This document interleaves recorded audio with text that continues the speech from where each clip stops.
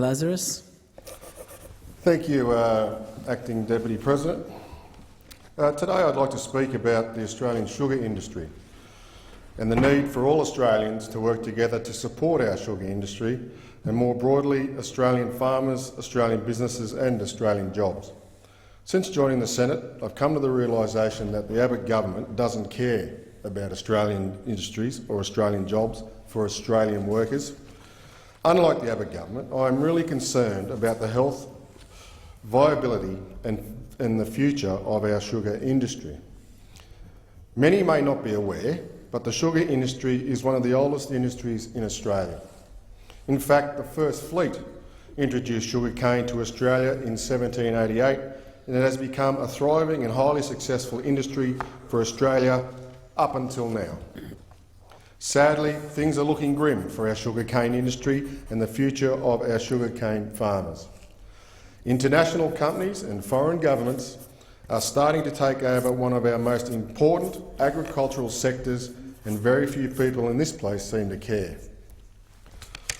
Sugarcane is a huge industry for Queensland, and as the only independent senator for Queensland, I'm determined to be a champion for the industry and to apply enough pressure on the government to keep our great sugar industry in the hands of Australians, not overseas countries. Let me give you some background. Due to the nature of sugarcane plant, it requires warm weather and a high rainfall to grow well. As a result, 95% of sugar produced in Australia is grown in Queensland, with the balance grown in New South Wales. The industry directly employs approximately 16,000 people across the growing, harvesting and transport sectors, with many of these based in Queensland.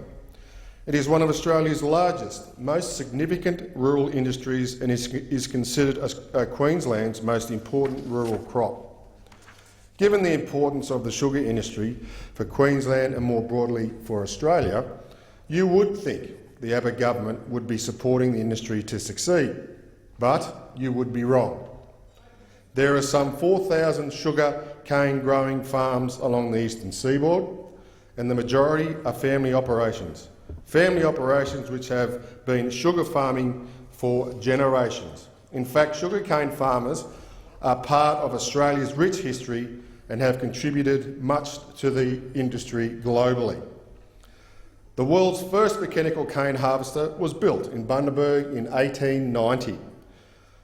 From the year the first fleet arrived to today, the sugar industry has evolved at a great rate, and Australia is now one of the world's largest exporters of raw sugar. In fact, we are the third largest raw sugar supplier to the world.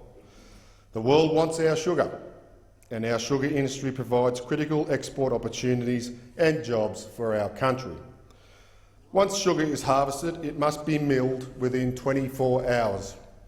Cane farmers need to get their product to mills in this time frame.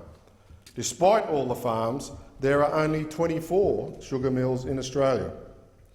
Of the 24 sugar mills, as of today, only 8 are Australian-owned. All the others are owned by international companies. In areas across Queensland, including the Burdekin, most growers are only able to use mills owned by international companies.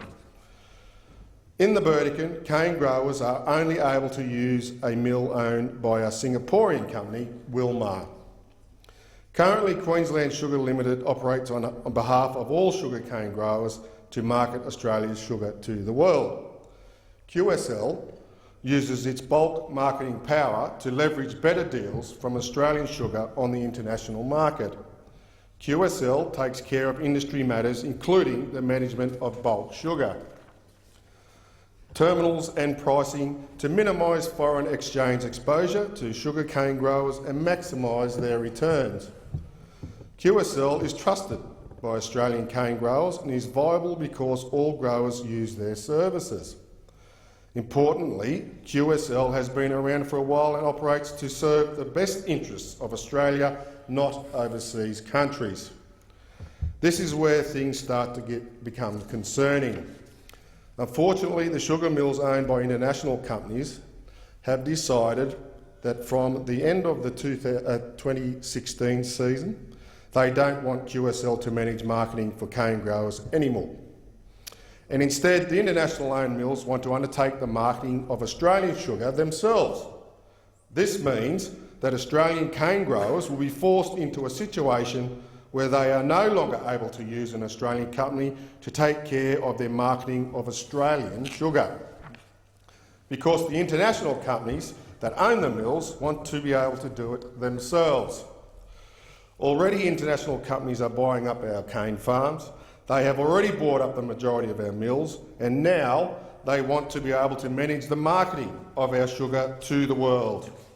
And what happens to our sugarcane growers if they decide they don't want an overseas company or overseas country marketing Australia's sugar to the world? Simple. The international owner-owned mill will simply stop providing milling services to our cane growers, and this will send them broke.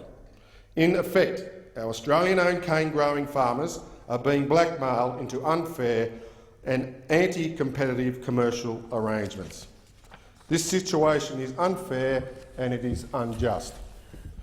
The fact that our government could allow hard-working, decent Australian farmers to be bullied and for their livelihoods to be put at risk at the hands of foreign-owned companies and overseas countries is absolutely disgraceful.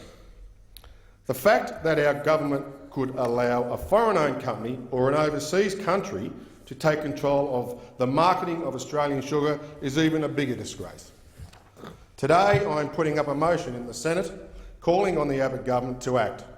Australian cane growers need to be supported by the government and for their interests to be put before foreign-owned companies and overseas countries. Australian cane growers need for a code of conduct to be implemented to protect them from the aggressive actions of foreign-owned companies and the establishment of a commercial arbitration facility to assist growers to resolve disputes with foreign-owned mills. A Senate committee reviewed the marketing arrangements of the sugar industry last year, and the committee recommended that a code of conduct be developed and installed ASAP. The Abbott government needs to act on this and start supporting the sugar industry and, then more importantly, Australian jobs for Australian workers. Too much of our country, our assets, our industry, our businesses, our land and our jobs are being sold off overseas.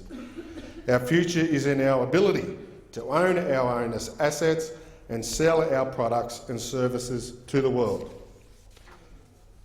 Queensland needs a thriving Australian-owned sugar industry, as does Australia.